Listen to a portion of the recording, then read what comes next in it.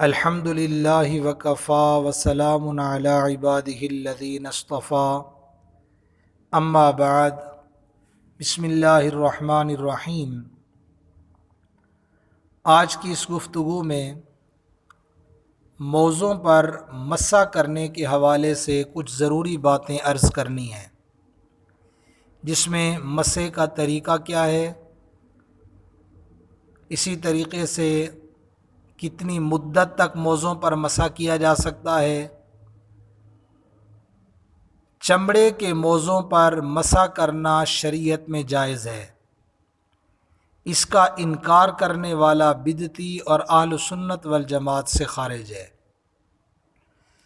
موضوع پر مسح کرنے کے لیے یہ شرط ہے کہ ان کو پوری پاکی پر پہنا ہو، یعنی وضو کرنے کے بعد اور پھر وضو ٹوٹنے سے پہلے موزے پہنے ہوں۔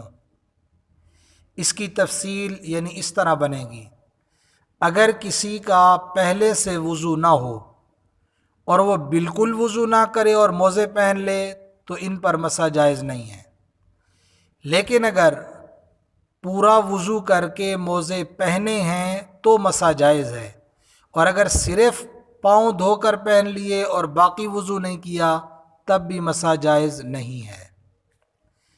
چمڑے کے موزے جو اتنے اونچے ہوں کہ ٹخنے ان میں چھپے ہوئے ہوں، ان موزوں پر مسح کرنا درست ہے، لیکن اگر موزے اتنے چھوٹے ہیں کہ ٹخنے موزے کے اندر چھپے ہوئے نہ ہوں تو ایسے موزوں پر مسح کرنا درست نہیں ہے۔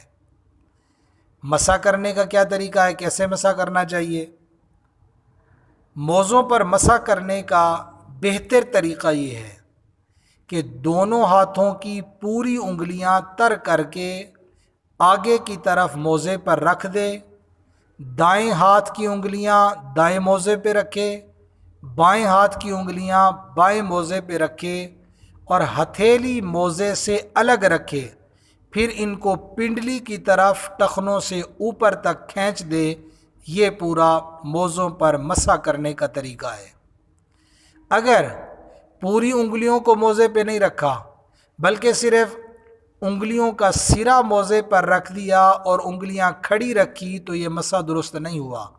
البتہ اگر انگلیوں سے پانی ٹپک رہا تھا جس سے بہہ کر 3 انگلیوں کے برابر پانی موزے کو لگ گیا تو پھر مسح درست ہو جائے گا۔ اس کی وجہ یہ ہے اس لیے کہ ہاتھ کی چھوٹی 3 انگلیوں کی مقدار موزوں پہ مسح کرنا فرض ہے۔ عام طور پہ بھی لوگوں کو دیکھا گیا ہے جب وہ موزوں پہ مسح کرتے ہیں نا تو 3 ہاتھ کی انگلیاں رکھ کے نا موزے کے شروع سے اوپر کی طرف کھینچ لیتے ہیں، 3 انگلیوں سے کرتے ہیں۔ تو 3 انگلیاں، ہاتھ کی چھوٹی 3 انگلیوں کی مقدار مسح کرنا فرض ہے، لیکن میں نے جو بتایا کہ دونوں ہاتھوں کی پوری انگلیاں، یہ بہتر طریقہ اسی طریقے سے ہے۔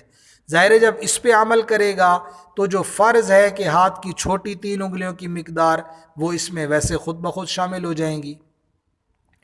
اسی طریقے سے اب آگے کہ آیا کہ کتنی مدت تک موزوں پر مسح کیا جا سکتا ہے، اس میں رسول اللہ صلی اللہ علیہ وسلم کی ذات بابرکات آپ نے مقیم کے لیے علیحدہ مدت بیان فرمائی اور آپ نے مسافر کے لیے علیحدہ مدت بیان فرمائی۔ مقیم آدمی کے لیے یہ ہے کہ وہ موزوں پر مسح 1 دن 1 رات تک کر سکتا ہے۔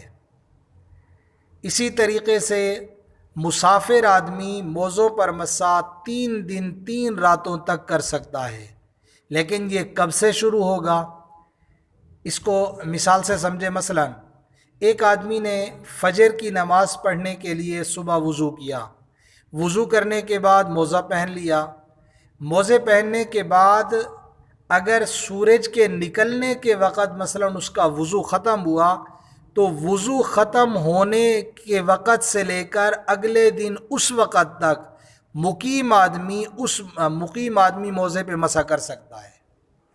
جب سورج نکلنے کا وقت ہوا، اس کا وضو اس وقت ختم ہوا تو مقیم آدمی اگلے دن یعنی اس وقت تک موزوں پہ مسح کر سکتا ہے۔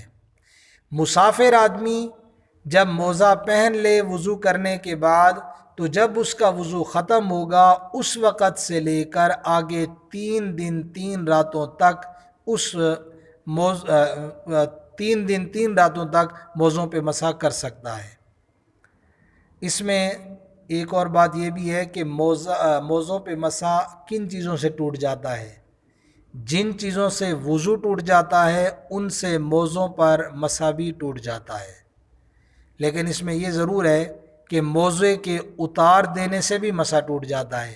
مثلا اگر کسی کا وضو نہ ٹوٹا ہو لیکن اس نے موزے اتار ڈالے تو مسح اس کا ختم ہو جائے گا، اب پھر وہ دونوں پاؤں دھو لے، وضو کرنے کی اب اس کو ضرورت نہیں ہے۔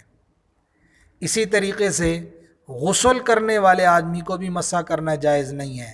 غسل چاہے وہ ناپاک تھا، پاکی حاصل کرنے کے لیے غسل کر رہا ہے، تب بھی پاؤں دھونے پڑیں گے۔ اگر موزے پہنے ہیں تو مسح نہیں ہوگا، پاؤں دھونے پڑتے ہیں اس میں غسل میں۔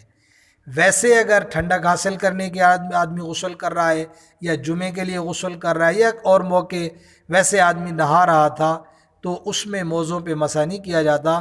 غسل کرتے وقت پاؤں دھوئے جاتے ہیں، غسل کے وقت موزوں پہ مسح نہیں ہوتا۔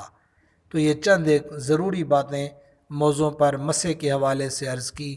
اللہ تعالی عمل کی توفیق عطا فرمائیں۔